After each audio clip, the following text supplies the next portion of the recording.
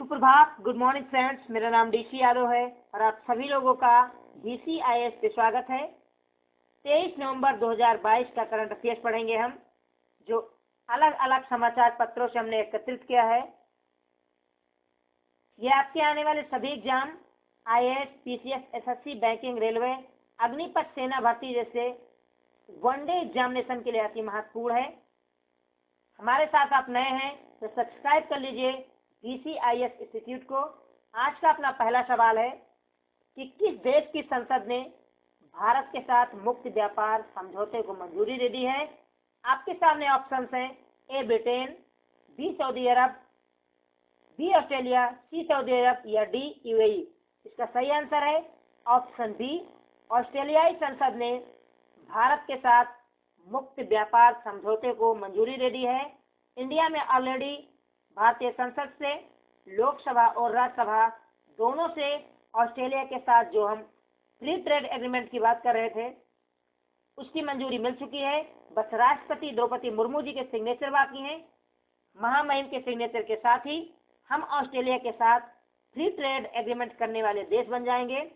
अभी फिलहाल present time की बात की जाए दोस्तों, तो वर्तमान समय में UAE यानी संयुक्त अरब अमीरात ऐसा देश है जिसके साथ हम फ्री ट्रेड एग्रीमेंट कर रहे हैं। और अब ऑस्ट्रेलियाई संसद की मंजूरी मिलने के बाद जल्द ही हम ऑस्ट्रेलिया से भी फ्री ट्रेड एग्रीमेंट करेंगे।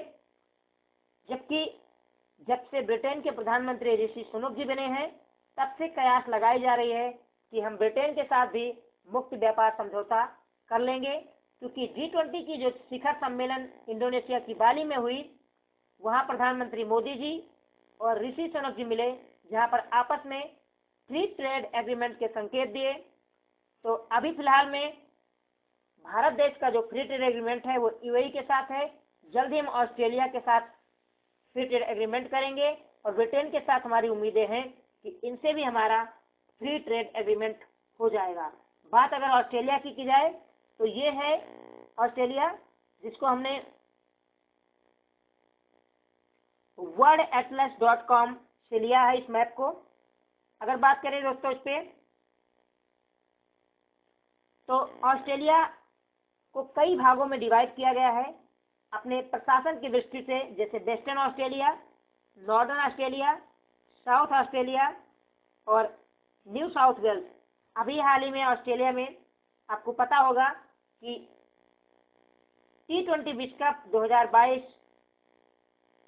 की मेजबानी ऑस्ट्रेलिया ने की, जिसमें इंग्लैंड ने फाइनल में पाकिस्तान को हरा के अपने नाम किया खिताब। और ये सारे मैचों की बात की जाए तो यहाँ बहुत सारे इंपॉर्टेंट आपको स्टेडियम मिलेंगे ऑस्ट्रेलिया के अंदर, जहाँ मेलबर्न क्रिकेट स्टेडियम का आपने नाम सुना होगा, बहुत ही ऐतिहासिक क्रिकेट स्टेडियम है। जैसे एडिलेड आपने नाम सुना होगा, एडिलेड में क्रिकेट खेले जा रहे हैं। इसके अलावा ये आपको सिडनी मिलेगा, यहाँ पे सिडनी में भी क्रिकेट स्टेडियम है, पर्थ में भी क्रिकेट स्टेडियम है और मेलबर्न में भी क्रिकेट स्टेडियम है। ये आपको तस्मानिया द्वीप मिलेगा और यहाँ से एक स्टेट गुजरता है जो इनको इस द्वीप को, ऑस्ट्रेलिया को अलग करता है। इधर आपको ग्रेट बैरियर द्वीप वो मिलेगा, रीफ मिलेगा, जहाँ पर सबसे ज़्यादा कोरल पाए जाते हैं। और इधर पैसिफिक ओशन है, ऊपर आपको इंडियन ओशन मिलेगा और ये अटलांटिक ओशन इधर है। तो ये है ऑस्ट्रेलिया। ऑस्ट्रेलिया के जो प्रधानमंत्री हैं वो एंथनी अल्बनीज हैं और यहाँ पे राष्ट्रपति नहीं होते। जो ब्रिटेन के शासक हैं चार्ल्स थर्ड, वो राष्ट्रपति के समकक्ष होते हैं। तो ब्रिटेन में जो राजा हैं चार्ल्स थर्ड, वही ऑस्ट्रेलिया के भी राजा हैं, जबकि यहाँ के प्रधानमंत्री हैं एंथनी अल्बनीज। सिडनी यहाँ का सबसे ज्यादा आबादी वाला शहर है और इसके नीचे आपको कैनबरा मिलेगा। ये कैनबरा ऑस्ट्रेलिया की राजधानी है और इसमें बहुत महत्वपूर्ण शहरों की बात करें तो मेलबर्न शहर भी है, काफी इंपोर्टेंट शहर है। और यहाँ पे दोस्तों सर्वाधिक मात्रा में ईसाई रहते हैं, जो क्रिश्चियन सबसे ज्यादा मात्रा में रहते हैं। उसके अलावा दूसरी मात्रा में 48% के आसपास ऐसे लोग रहते हैं जो कोई भी धर्म नहीं मानते हैं। ऐसे लोग ऑस्ट्रेलिया में भारी मात्रा में पाए जाते हैं। तो ये था ऑस्ट्रेलिया से संबंधित कुछ तथ्य। चलते चलते हम आपको बता दें कि ऑस्ट्रेलिया के साथ हमारा क्या निर्यात आयात होगा। तो हम ऑस्ट्रेलिया के साथ कोयले की खरीदारी करते हैं और भारत में कोयला संकट को देखते हुए ही भारत सरकार ने ऑस्ट्रेलिया के साथ फ्री ट्रेड एग्रीमेंट का समझौता करने की बात सोची थी, ताकि हमारा जो बिजली संकट है उससे निपटा जा सके और हम ऑस्ट्रेलिया को इलेक्ट्रिक गैजेट्स, इलेक्ट्रिक उपकरण, बहुत सारे सामान यहाँ से देंगे, मसाले देंगे।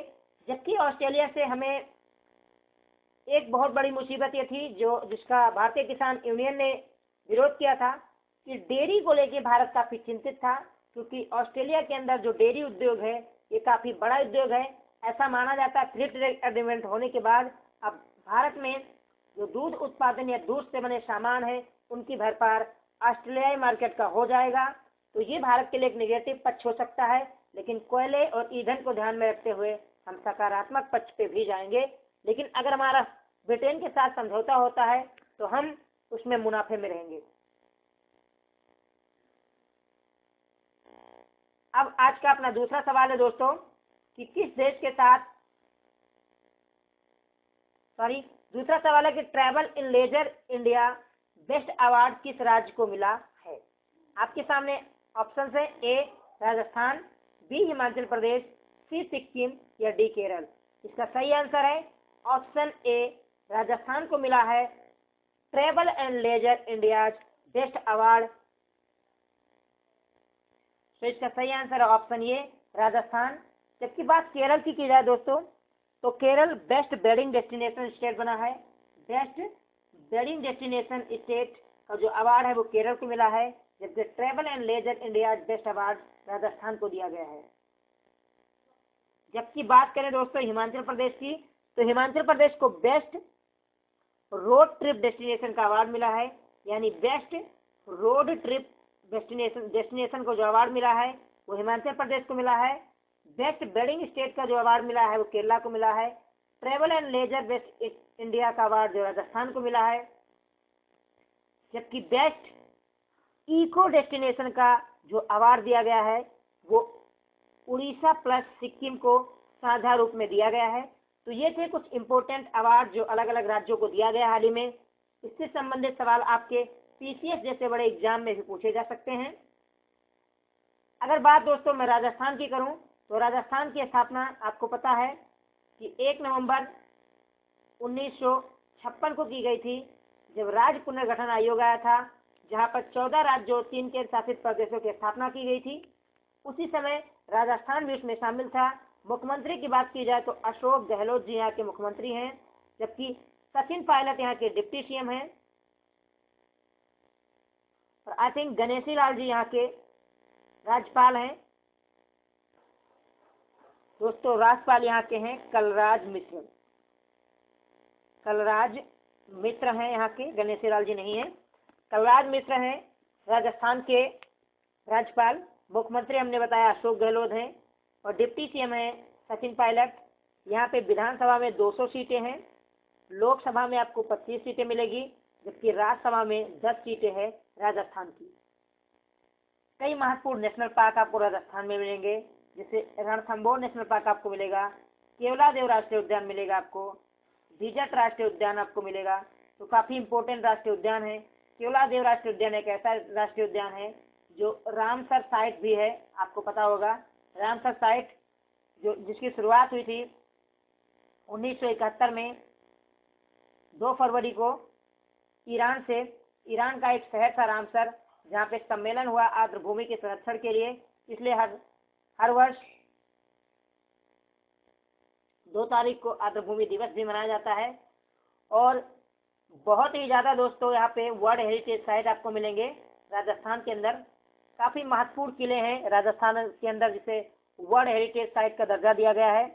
जैसे चित्तौड़गढ़ का अगर फोर्ट आप देखोगे तो ये भी वर्ल्ड हेरिटेज साइट है। इसके अलावा कुंभलगढ़ किला, जो कुंभलगढ़ फोर्ट है, ये भी वर्ल्ड हेरिटेज साइट है। और कुंभलगढ़ की जो दीवारें हैं दोस्तों, ये चीन की दीवार के बाद दूसरी सबसे लंबी दीवार इस किला की है।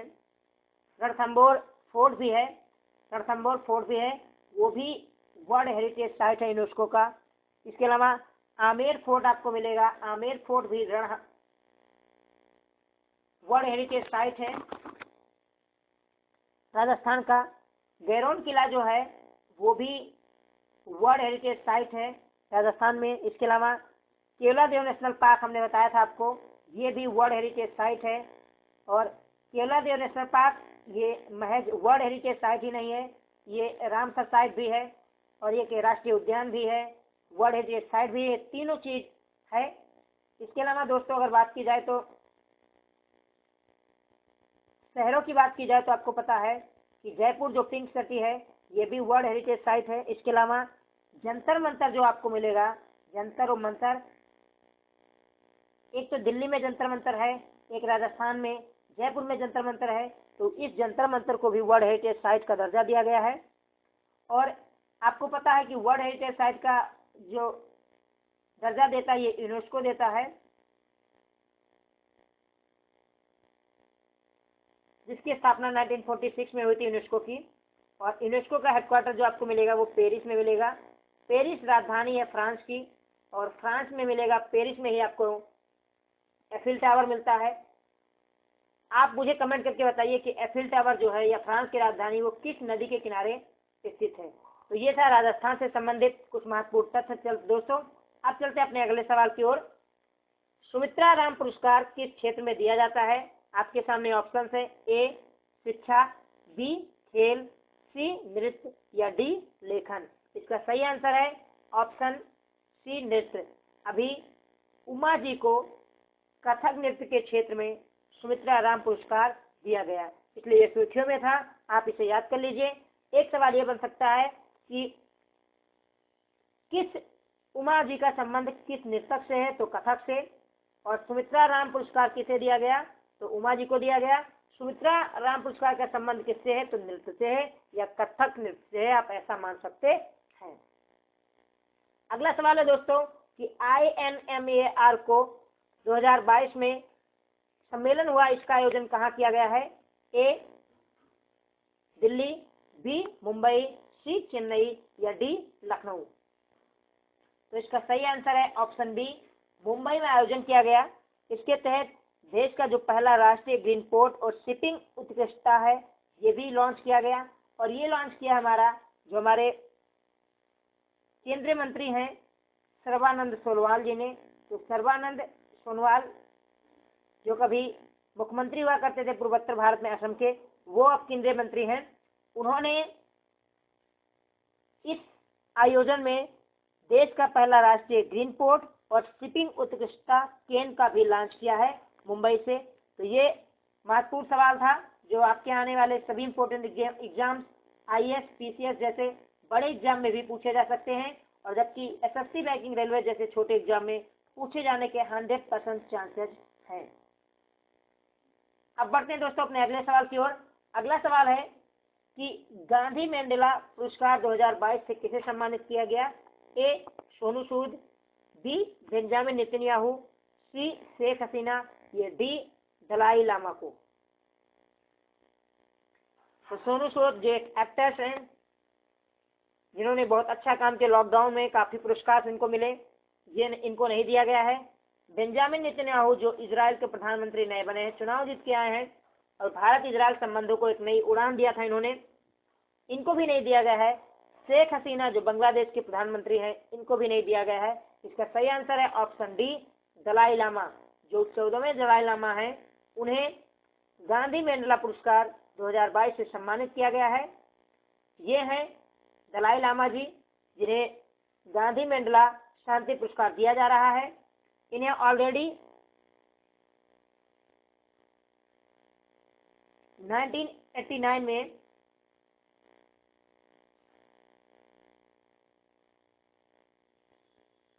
नोबेल के पीस प्राइज से सम्मानित किया जा चुका है। तो एक सवाल तो आपसे ये कि गांधी मंडेला शांति पुरस्कार किन्हें दिया गया?